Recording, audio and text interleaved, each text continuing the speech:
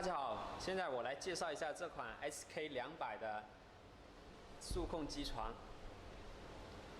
先介绍这个开关按键，这边这个是急停开关，就是断电跟启动；右旋就是开启电源，然后关闭的话就按下去就 OK 了。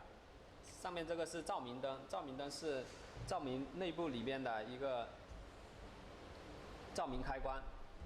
旁边有一个门保护开关，门保护开关是这样子的，你按下去的时候，这个门保护才有用。我们一般用这个门保护是为了保护使用的安全，就使用的时候在自动运行状态要把这个门关闭，一打开之后呢，它就会报警，就停止运行。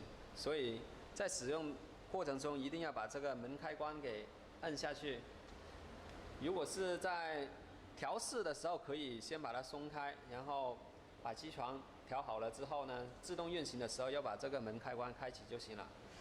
这个就是这个门开关的功能。然后我们这个机床呢的电源就是220的一个家庭电源就行了。